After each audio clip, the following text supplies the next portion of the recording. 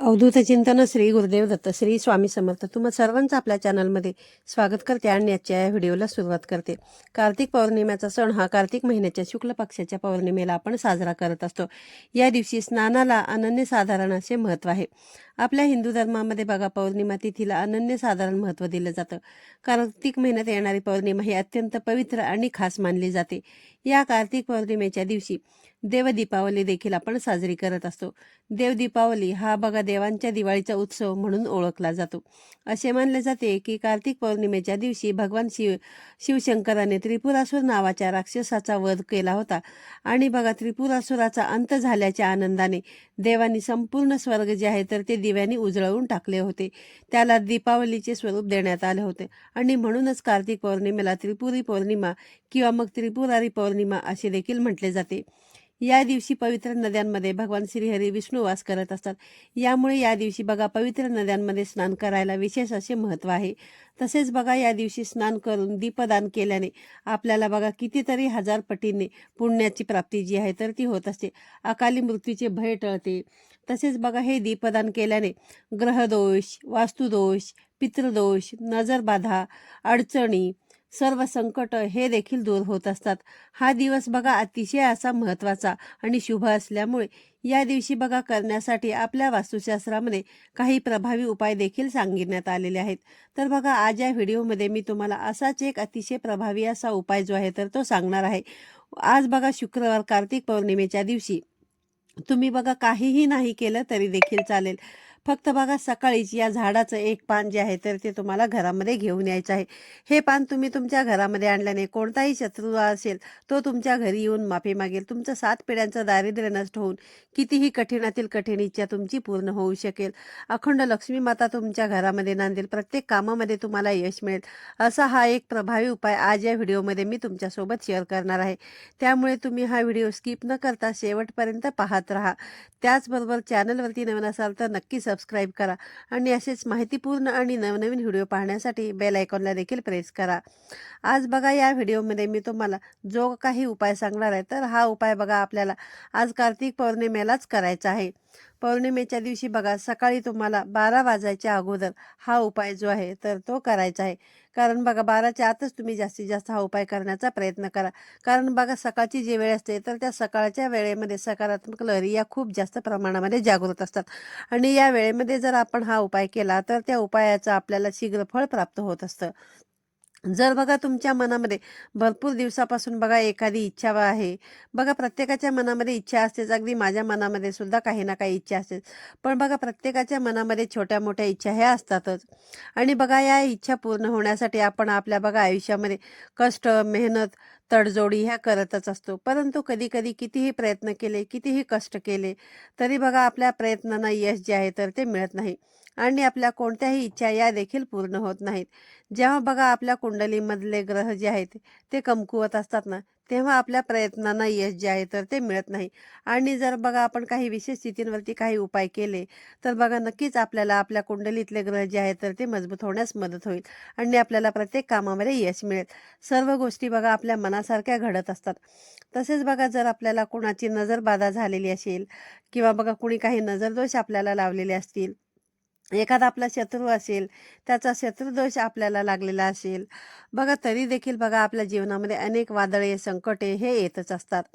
जर बघा तुमच्या मनामध्ये देखील नोकरी प्राप्तीबद्दल इच्छा असेल, धनप्राप्तीबद्दल तुमची इच्छा असेल किंवा एखादे कर्ज तुमच्या डोक्यावरती असेल त्यातून तुम्हाला मुक्ती हवी असेल, तसेच बघा तुमचा एखादा शत्रू असेल, त्या शत्रूपासून बघा तुम्हाला मुक्तता हवी असेल, घरामध्ये सतत वाद विवाद, कलह, भांडणे होत असतील, कोणतीही गोष्ट बघा तुमची मनासारखी घडत नसेल, कोणत्याही कामामध्ये बघा तुम्हाला यश मिळत नसेल, मुलांची प्रगती होत नसेल, पतीची प्रगती होत नसेल, तर हा जो उपाय आहे तो तुम्ही आजच्या दिवशी नक्की करा।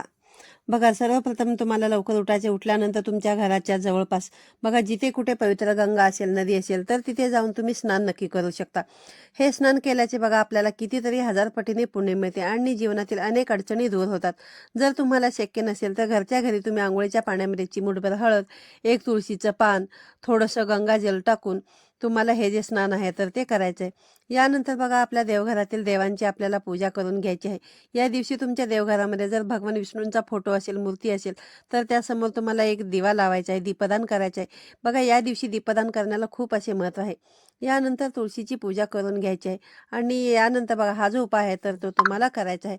जेव्हा कुठल्या अशा प्रसन्न वातावरणामध्ये आपण काही प्रभावी उपाय करतो, तेव्हा त्या उपायांचं आपल्याला शीघ्र फळ जे आहे तर ते प्राप्त होत असतं।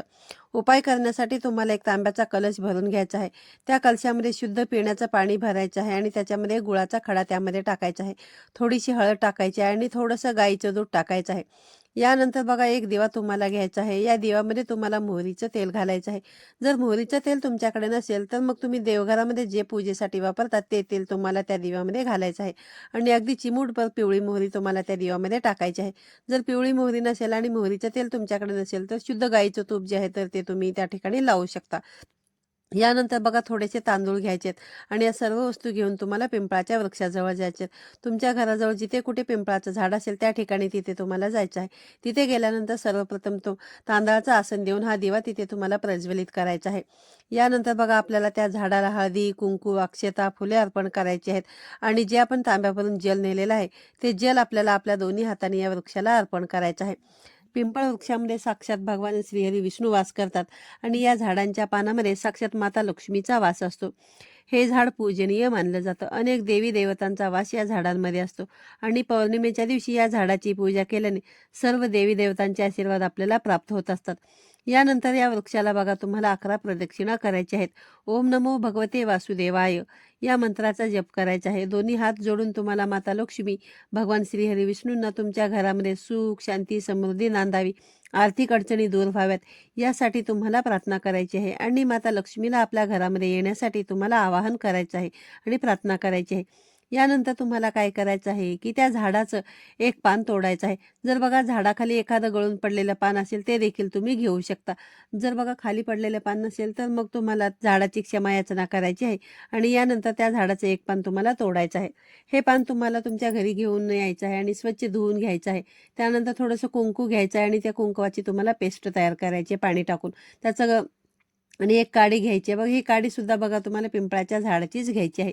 पिंपळाचं जे पान असतं तर त्या पानाला बघा खूप मोठा देठ असतो, तर त्या देठातच बघा एक काडी जी आहे तर ती घ्यायची आहे आणि त्या काडीने त्या पानावरती तुमची जी इच्छा आहे तर ती लिहायची। अगदी 2 ते 3 शब्दामध्ये तुम्ही तुमची इच्छा जी आहे तर त्या पानावरती तुम्ही लिहू शकता।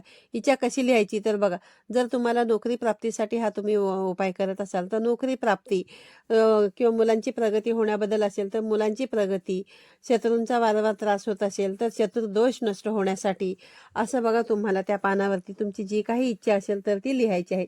यानंतर एक प्लेट घ्यायची आहे आणि त्या प्लेटमध्ये बघा ज्या कुंकवाने तुम्ही त्या पानावरती तुमची इच्छा लिहिली आहे तर त्याच कुंकवाने तुम्हाला त्या प्लेटमध्ये स्वस्तिक काढायचं आहे। मध्ये 4 बिंदू द्यायचे आहेत। बाजूच्या 2 उभ्या रेषा देखील काढायच्या आहेत।